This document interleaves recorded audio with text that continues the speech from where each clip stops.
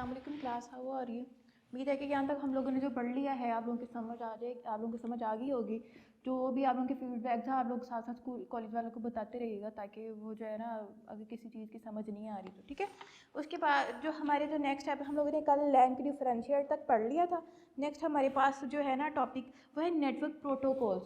अब प्रोटोकॉल्स क्या होते हैं कि हम लोगों ने रूल्स इसमें डिफ़ाइन करने होते हैं अपने कि अपने उन सेट ऑफ रूल्स को कि जहाँ पे जो हम लोग ने अपने डाटा को एक्सचेंज कैसे करना है, ठीक है, उन्हें बोलते हैं प्रोटोकॉल और कैसे करना है, ठीक है।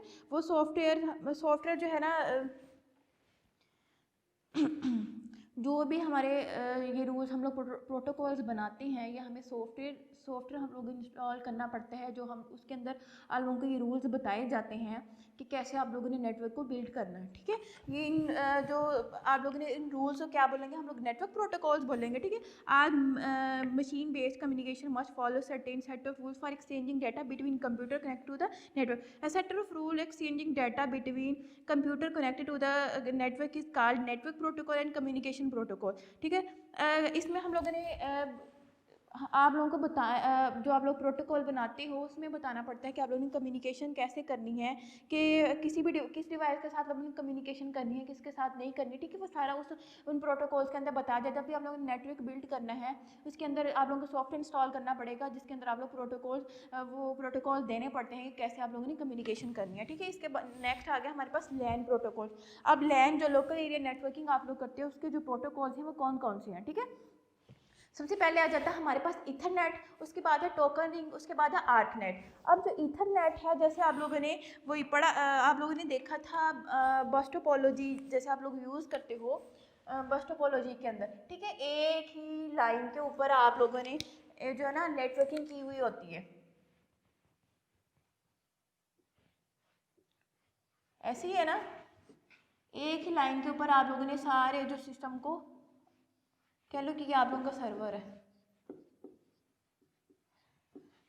जो लाइन कम्युनिकेट कराती है आप लोगों की कम्युनिकेशन बिल्ड कराती है, वो आप लोगों की ये वाली जो लाइन है उसे क्या बोलेंगे हम लोग, आप लोगों का ईथरनेट।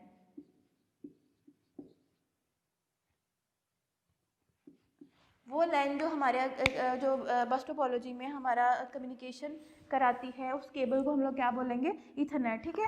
ये बड़ा ही पॉपुलर जो आप लोग अमूमन जो हम लोग अपनी छोटी छोटी ऑर्गेनाइजेशन के अंदर या अपने स्कूल कॉलेजेस के अंदर जो भी नेटवर्किंग करते हैं वो हम लोग बस टोपोलॉजी को ही यूज़ करते हैं, ठीक है।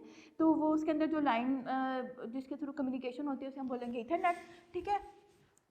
इसी में हमारे पास एक ही इथरनेट में क्या होता है कि हमारे पास एक ही लाइन होती है जिसने डाटा को सेंड भी करना है और रिसीव भी करना है, ठीक है।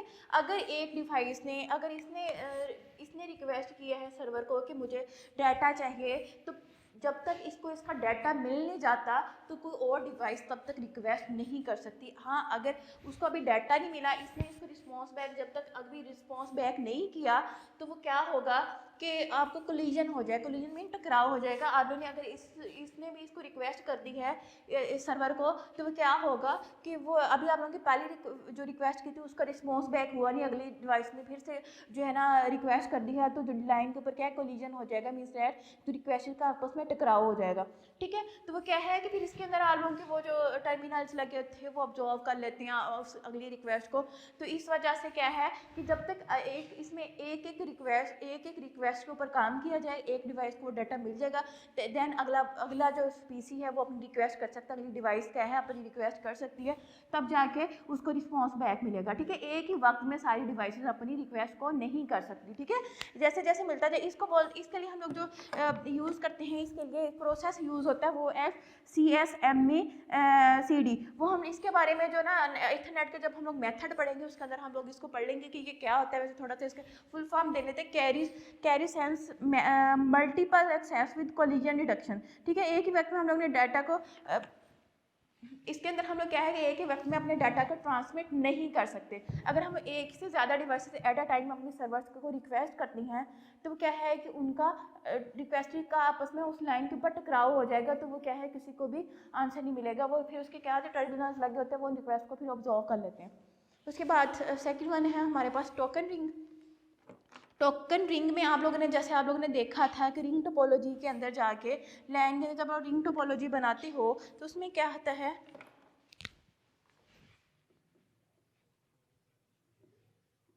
इसमें ना सारे सिस्टम एक दूसरे के साथ ही कनेक्ट होते हैं। कोई भी ऐसा सीन नहीं होता कि मतलब सर्वर वाला या चार सिस्टम का बना लेते हैं हम लोग, ये इसके साथ होगा, ये इसके साथ होगा, ये इसके साथ होगा, ये इसके साथ होगा।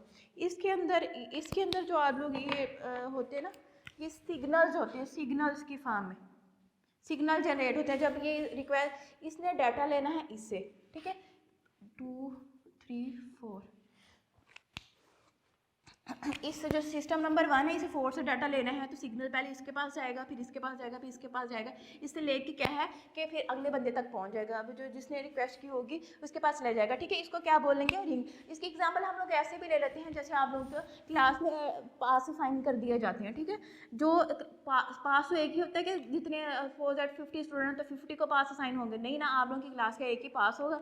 एक बच्चे ने पानी पीने जाना है, वो पास लेके जाएगा टीचर की परमिशन से, फिर जब वो आ जाएगा तो अगला बंदा जाएगा, ठीक है। उसे हम क्या बोलते हैं, टोकन, ठीक है। वही ये चीज़ है कि जब एक ने रिक्वेस्ट कर दी वो सिग्नल क्या है, वो टोकन की फॉर्म में, जो सिग्नल की फॉर्म में अगले जो डिवाइसेस तक मूव करेगा। जब तक उसकी रिक्वेस्ट जिसने जो है ना डाटा को जिसने रिक्वेस्ट की होगी तब वहाँ तक नहीं पहुँच जाता, तब तक क्या है कि वो सिग्नल वो जो है ना मतलब उसे उस तक नहीं पहुंच जाते, तो तब तक क्या है कि वो अपना काम वर्किंग कंडीशन में रहेगा। जब वो उस तक पहुंच जाएगा तो इसमें क्या होता है कि जैसे ही कोई रिक्वेस्ट मतलब जैसे इसने रिक्वेस्ट की है तो इसने इसका सिग्नल कर देना है। सेंडिंग डिवाइस ने भी अपना जो है ना मतलब इसने मांगा है और लेना कहाँ से, यहाँ से, तो इसने भी अपने सिग्नल को ऑन कर लेना है। और यहाँ पे भी आके ये भी क्या करेगा, अपने जिसने रिसीव करना है या सेंड करना है, ये सेंड करे या रिसीव करे, अपने सिग्नल को ऑन कर लेगा, ठीक है। बाकी डिवाइसेस के सिग्नल ऑफ रहेंगे। जब ये सिग्नल पास हो गए या इन दोनों के ऑन हो गए तो जब इनको मिल जाएगा डाटा से जिसने सेंड किया है, रिसीवर के पास चला जाएगा, तो वो क्या है, तब वो सिग्नल क्या है अब्जॉर्ब हो जाएंगे, ख़त्म हो जाएंगे। नेक्स्ट अगली जो डिवाइस है वो अपना सिग्नल को दोबारा से वो क्या है इसको यूज़ कर सकता है, ठीक है। नेक्स्ट जो सिस्टम है अपनी रिक्वेस्ट कर सकते हैं, इसे बोलते हैं हम लोग टोकनिंग। तो इसमें ये फ़ायदा तो ये होता है कि इसमें हमारी कोलिजन नहीं होती, हमारी कोलिजन अक्कर नहीं होती, मतलब रिक्वेस्ट का आपस में टकराव नहीं होता। जिस डिवाइस जिसने उसे रिसीव करना है सिर्फ उसका सिग्नल और होगा या जिसने उसे सेंड किया, बाकी डिवाइसेस को वो इसे इग्नोर कर देंगे कि हम लोगों ने इसे रिक्वेस्ट नहीं किया, इसलिए कोई प्रॉब्लम नहीं आती है डाटा सेंडिंग और रिसीविंग में। तो लेकिन इसका डिसएडवांटेज यही है कि हमारा उसने हर डिवाइस से डिवाइस हमारा डाटा मूव करना होता है, तो वो क्या है कि वो फिर हमारा जो सिस्टम है वो स्लो हो जाता है, ठीक है। उसके बाद क्या है कि हमारे पास आर्कनेट,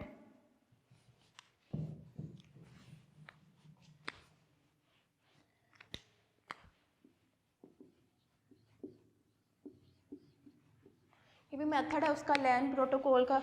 आर्कनेट में क्या होता है कि इसको फुल फॉर्म है attached resources computer network, it is the LAN protocol. इसमें ट्विस्टेड पेयर केबल या कोएक्सियल केबल आप लोग यूज़ करते हो, ठीक है। ये हमारा सिस्टम, इसमें हम केबलिंग के थ्रू अपना जो डाटा को सेंड कर रहे होते हैं, ठीक है। हमारे बाकी जितनी मैच जितनी भी हम लोग टोपोलॉजीज को यूज़ किया उसमें हम लोग क्या है कि आर्कनेट को यूज़ करते हैं कि हमारा जो सिस्टम होता है स्लो होता है, it supports data transmission speed of 2.5 MB, सिर्फ इसकी इतनी ही स्पीड होती है। It become popular, it was inexpensive, reliable and was easy to set up. Fast ArcNet increase the data transmission speed is up to 100 Mbit per second. It has also the capability to use fiber optic cable. इसमें आप लोग अपनी मर्जी से जितना का आप लोगों का मतलब बजट है उसके अकॉर्डिंग आप लोग क्या है कि अपनी वो ट्रांसमिशन मीडिया का यूज़ कर लो। ताकि ट्विस्टेड पेयर केबल लगानी है वो लगा लो, अगर आप लोगों की कोएक्सियल केबल लगानी है तो वो लगा लो, अगर आप लोगों का बजट हाई है तो फाइबर ऑप्टिक केबल के थ्रू भी अपनी कम्युनिकेशन को आप लोग बेहतर बना सकते हो, ठीक है। ये हो गए हमारे मेथड। नेक्स्ट हमारे पास आ जाता है communication over telephone line.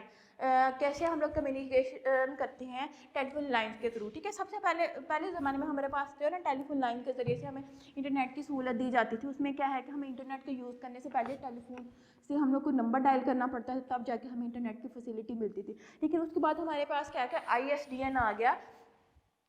ISDN ने क्या किया कि हमारे पास इसे इंटीग्रेटेड सर्विस डिजिटल नेटवर्क ही बोलते हैं।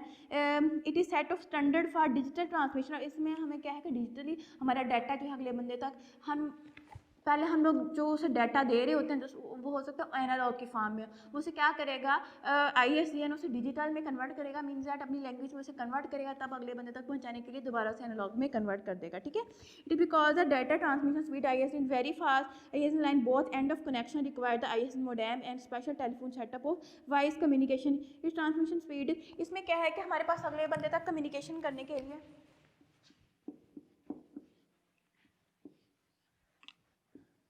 हाँ, यहाँ पे भी ISDN होना चाहिए अगले बंदे तक।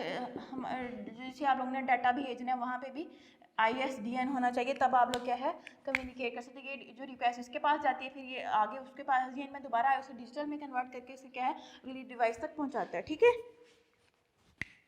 नेक्स्ट हमारे पास है DSL जो मोस्टली हम लोग अब यूज़ कर रहे हैं, इसे बोलते हैं डिजिटल सब्सक्राइबर लाइन, ठीक है। इसमें वो जो है आप लोग बड़ी बड़ी लाइन, मतलब उसे आप लोग हर बंदा ही उसके ऊपर उसका कनेक्शन देता है। जो DSL होता है वो आप लोगों का पर्सनल कनेक्शन होता है, वो पर्सनली आप लोगों की अपनी ऑर्गेनाइजेशन को उसके नेटवर्क को बेहतर बनाने के लिए आप लोग का ISL जो DSL का कनेक्शन ले लेते हो, ठीक है। It provide digital data transmission the wire of local telephone network, मतलब लोकली आप लोग अपना जो है ना नेटवर्किंग करनी है अपनी ही बिल्डिंग के लिए, अपने स्पेशल अपने लिए, तो आप DSL का जो कनेक्शन ले लेते हो, ठीक है। It allowed internet or telephone service to work over the same phone line. It is used in small businesses. There is both end of connection require the network card and DSL modem for data connection. इसके अंदर ज़रूरी नहीं कि आप लोगों के पास ISDN जैसे था, इसके लिए आप लोगों के लिए क्या है कि मोडेम होनी चाहिए दोनों तरफ, या आप लोगों के पास नेटवर्क कार्ड होने चाहिए, ठीक है।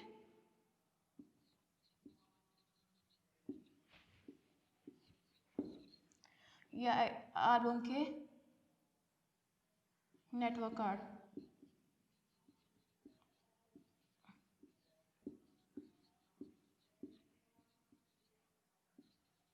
जिसके ज़रिए से आप लोग कम्युनिकेशन कर सकते हो। जो फोर्थ नेक्स्ट हमारे पास टॉपिक है मेथड ऑफ इथरनेट। अब आप लोगों ने पहले वहाँ पे पढ़ा था ना CSMA CD, अब इसमें हम लोग वो उसको सबको इंडिविजुअली पढ़ेंगे कि CSMA CD क्या होता है। ये stand for carrier sense multiple access for collision deduction, means that अगर आप लोगों ने वही जो सारा आप लोग इथरनेट में पढ़ा वो इसी के अंदर है। इसमें ये होता है कि हमारे पास जैसे बस टोपोलॉजी के अंदर ही हमारे पास क्या होता है, एक लाइन होती है,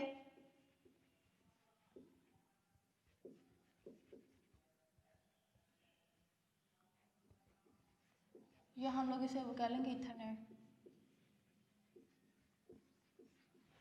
हमारे पास क्या है कि एक ही हमारे पास लाइन होती है, उसके जिसे हम इथरनेट बोलते हैं, जिसके ज़रिए से हम लोगों ने सारे डिवाइसेस ने अपनी जो रिक्वेस्ट को करना था, अगर एक ही वक्त में एक से ज़्यादा रिक्वेस्ट हमारी वो कर दे तो वो क्या है कि उसमें कोलिजन आ जाता है, टकराव आ जाता है रिक्वेस्ट का आपस में, ठीक है। जिसे सॉल्व करना बहुत ज़्यादा ज़रूरी होता है। इसका मतलब ये है कि उसे डिडक्शन कैसे करना है। अगर ऐसा टकराव आ जाए, CSMA CD का मतलब है कि हम लोगों ने जब कोलिजन आ जाए तो हमें उसे डिटेक्ट कैसे करना है, ठीक है। जब अगर इस तरह कोलिजन आ जाता है तो फिर उनको रिक्वेस्ट को देखते हैं हम लोग उसे क्या क्या सॉल्व किया जाता है। वो कौन करता है, CSMA CD मेथड जो है हमारा कोलिजन रिडक्शन मेथड है, वो पहले डिडक्ट करेगा कि कहाँ पे कोलिजन कहाँ पे आया है, कौन सी डिवाइसेस का आपस में आया है, वहाँ पे जाके उन्हें सॉल्व करेगा, तब दोबारा जाके क्या है कोई लाइन को साफ़ कर देगा। उसके बाद क्या है कि बारी बारी अपनी उनकी रिक्वेस्ट पे काम होगा, ठीक है, दोबारा से वो रिक्वेस्ट कर सकते हैं। नेक्स्ट हमारे पास है CSMA CS। इसमें भी हमारे पास क्या है कि इसके फुल फॉर्म है carrier sense multiple access carrier sense. इसमें आप लोगों ने क्या है, जब कोलिजन होती है तो जो है ना सिस्टम के अंदर सिग्नल जनरेट करता है। जैसे आप लोग टोकन रिंग के अंदर है, टोकन रिंग के अंदर होता है कि जिसने रिक्वेस्ट करनी है उसके एक सिग्नल जनरेट हो जाता है, जिसे आप लोग टोकन रिंग बोलते हो, टोकन बोलते हो, ठीक है, ये टिकट्स बोल सकते हो आप लोग। तो वो अगर हर बंदे के पास चलेगा, जिसके पास वो चीज़ होगी उसे से वो अपने सिग्नल को ऑन कर लेगा, तो वो उसे लेके उस तक पहुंच जाएगा जहाँ जिसको चाहिए होगा, ठीक है। इस तरह जो हमारा वो हम लोग ने सेंस को देखना है कि हमारा जो रिक्वेस्ट आई कहाँ से है, हमारा जो है ना कैरियर सेंस को देखना था कि सिग्नल कैसे जनरेट होने हैं, उनको कैसे रिजॉल्व करना है, किसकी बारी है, बारी बारी हर सिग्नल को। अगर एक ही वक्त इसमें कोलिजन वाला तो चक्कर वाला नहीं होता, लेकिन उसमें ये आ जाता है कि उसने रिक्वेस्ट जैसे ही कोई रिक्वेस्ट हमारे पास आती है तो सिग्नल को कैसे ऑन करना है, ठीक है। In the method, a node listen to the bus for a specified period of time before transmitting data. It waits until the node has completed transmission. अब जैसे पहले इसने रिक्वेस्ट की, अब ये भी इस रिक्वेस्ट करना चाह रही है कि उस वक्त तक वेट करेगी जब तक सर्वर को उसे रिस्पॉन्स बैक ना कर दे, ठीक है। या इसी तरह जैसे ये अब इसने रिक्वेस्ट की है, अब इसको भी चाहिए, कोई इसने भी कोई रिक्वेस्ट करना चाह रहा है, तो जब तक ये उस तक वापस वो उसकी रिक्वेस्ट का आंसर नहीं, उसके रिस्पॉन्स बैक नहीं मिल जाता इस डिवाइस को, तो वो क्या है कि अगली डिवाइस रिक्वेस्ट करने से पहले वेट करेगी जब तक वो उसको पहली वाली का काम कंप्लीट नहीं हो जाता, तब तक अगली जो है ना डिवाइस वो अपनी रिक्वेस्ट नहीं कर सकती, ठीक है। इसने जो सी एस इसने वो क्या करना है कि उसने देखना है कि उस सारी चीज़ों को मैनेज करना है। उसके बाद है CSMACR, इसका मतलब है carrier sense multiple access collision resolution. Mean that अगर कहीं कोलिजन आ जाता है किसी एक ही वक्त में एक से ज़्यादा डिवाइसेस अपने डाटा को सेंड कर रही हैं, तो फिर हम लोगों ने उसके लिए हमें उनको मतलब एक ही वक्त में एक से ज़्यादा डिवाइसेस ने रिक्वेस्ट कर दी, तो फिर हमें क्या है कि अल्गोरिदम उसके लिए एक अलग अल्गोरिदम डिज़ाइन करना पड़ता है, जिसके अंदर आप लोग उसकी प्रायोरिटी सेट कर देते हो। जैसे यहाँ पे है ना, the method allow multiple nodes to talk at the same time, protocol is used to determine the priority of node. Means that इसमें ये होता है कि आप अलो कर देते हो कि एक ही वक्त में एक से ज़्यादा डिवाइसेस क्या है अपनी रिक्वेस्ट कर सकती हैं, लेकिन जब एक ही वक्त में इसने भी रिक्वेस्ट कर दी, इसने भी कर दी, एक ही वक्त में इसने भी कर दी, इसने भी कर दी, ठीक है। जब वो उसके पास रिक्वेस्ट आएंगी तो वो क्या है कि उनका एक अल्गोरिदम, एक कह लो कि एक ऑल प्रोग्राम राइट करेगा, हमें अल्गोरिदम राइट करने पड़ेगा, जिसके अंदर आप लोग देखोगे कि कौन सी डिवाइस ने पहले रिक्वेस्ट की है, उसके दूसरी ने कौन सी, तीसरी ने कौन सी की, उसके रिक्वेस्ट को देखते हुए बारी बारी उनके जिसने पहले की होगी तो वो क्या है कि उसको पहले रिस्पॉन्स बैक करेगा, तो उसके बाद मतलब एक ही वक्त में कोई सेकंड का तो डिफरेंस होगा ना, मतलब रिक्वेस्ट करते हुए बेशक वो मिनट एक ही काउंट हो, लेकिन क्या है कि कुछ सेकंड का भी तो डिफरेंस हो सकता है उनको देखते हुए, या इस अगर बिल्कुल एग्जैक्ट टाइम में जिन्होंने रिक्वेस्ट की है, फिर वो क्या है कि उनको प्रायोरिटी देख लेगा उनकी कि किसकी रिक्वेस्ट सबसे छोटी है, ठीक है। जिसका छोटी रिक्वेस्ट होगी उसको पहले आंसर बैक करेगा, जिससे उससे बड़ी होगी उसको कर दे, मतलब उसकी उस पर डिपेंड करता है कि वो प्रायोरिटी कैसे सेट करता है, ठीक है। नेक्स्ट जो हमारा टॉपिक है OSI मॉडल, ये हमारा बड़ा ही इंपॉर्टेंट टॉपिक है पेपर के हवाले से भी, वैसे भी, तो इंशाल्लाह हम लोग कल पढ़ेंगे कि थैंक यू, अल्लाह हाफिज़।